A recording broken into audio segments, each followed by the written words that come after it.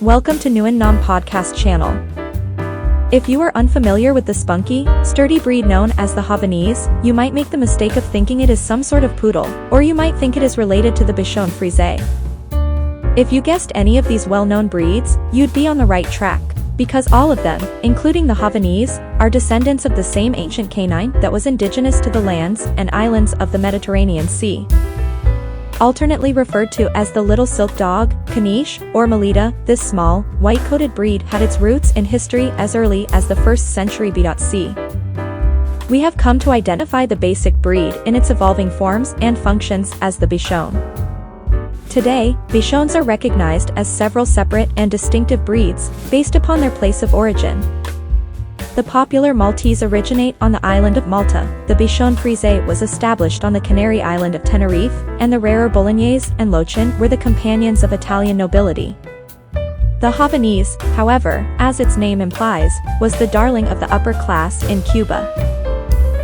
The Havanese's geographical leap from the Old World to the New World is a consequence of the great historical periods of exploration, migration, and trade.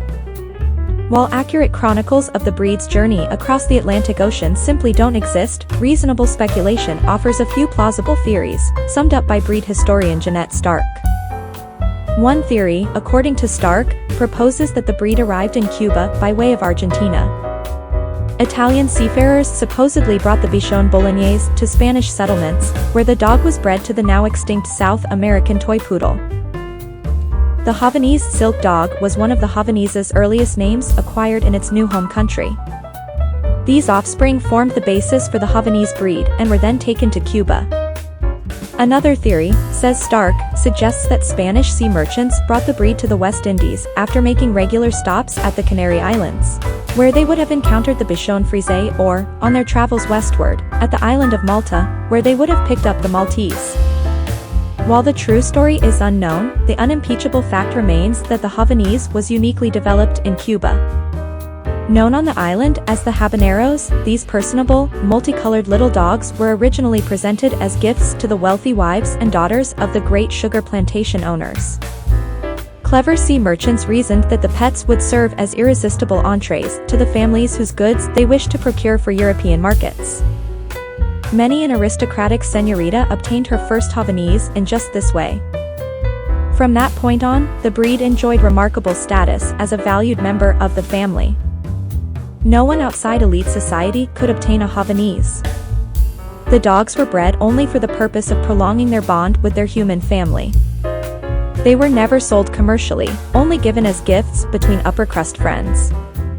In public, the dogs were only seen in the company of their mistresses, usually perched on their laps or seated next to them in fashionable carriages.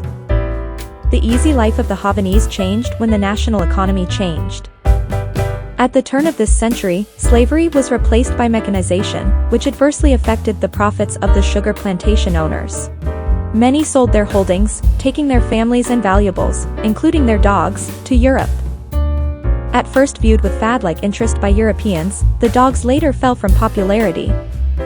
While some dogs were forced to live on the street, their lively personality, strong instincts, and physical daring provided them with yet another fabled existence, as a featured circus act. With the cataclysmic upheavals of 2 world wars, however, no Havanese was known to have survived in Europe. In the following decades, the Havanese almost experienced the same fate in its native Cuba. The advent of communism brought an abrupt end to upper-class privilege, which meant that upper-class pets suffered as well. Of those who managed to escape into self-imposed exile, only the Perez and Fantasio families, and Señor Barba, were able to take their Havanese with them. The Perezes and Fantasios settled in Florida, while Barba moved to Costa Rica. Through their effort alone, the breed was preserved. In the last quarter of this century, American dog fanciers have begun to take up the Havanese cause.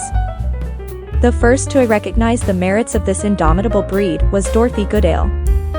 In the mid-1970s, she was able to obtain 6 pedigreed Havanese, an adult bitch, 4 of her female puppies, and a male of another line.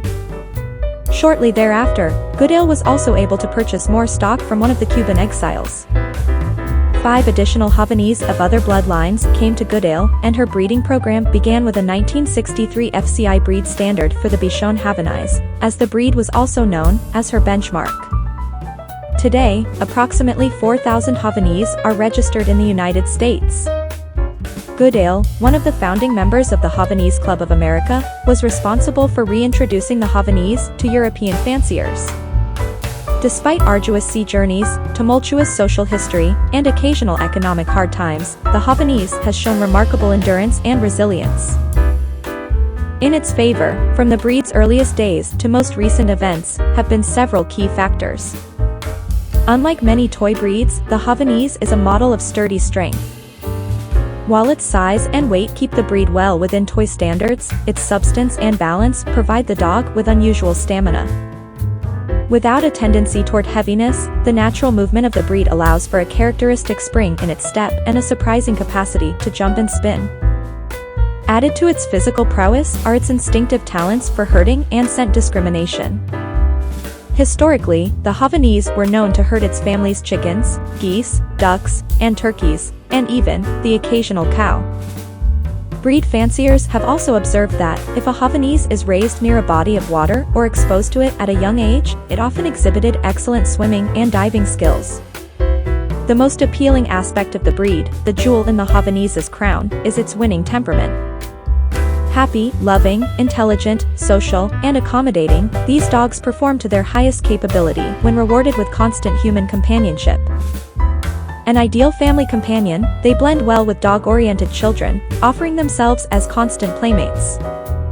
They are equally content to sit, snuggle, and watch while in the company of family members. Gender plays no part in the breed's mellow temperament, as both dogs and bitches display equal portions of brains, beauty, and heart. Putting together all the innate talents, skills, and instincts of this breed, it is easy to understand how adaptable the Havanese has been. Whether the original little, white, silky-coated dog evolved from a highly scent-conscious hound, a keenly alert shepherd, a clearly focused hunter, or some combination of all of these, the modern-day Havanese makes an outstanding worker and companion. Its enthusiastic bounce comes across in the show ring, evident in sound structure, unique movement, and unforgettable expression. Its willingness to please its human companions, along with its quick-witted aptitude, also makes the breed an excellent candidate for success in the obedience ring. Full of vigor, the Havanese likes to keep busy, also qualifying as a potentially consistent agility performer. With the introduction of canine musical freestyle to the list of performance activities available to fanciers, the Havanese can even make full use of its repertoire of circus tricks. Many Havanese have earned their canine good citizen certificates, while admirably as therapy dogs. A few lucky stars have also made their debut in show business, both on television and in the theater. Long regarded as having an almost human expression, the Havanese creates an instant bond with just one glance. Whether male or female, puppy or adult, the Havanese can be expected to steal your heart. And in the show ring, this breed may just steal first place.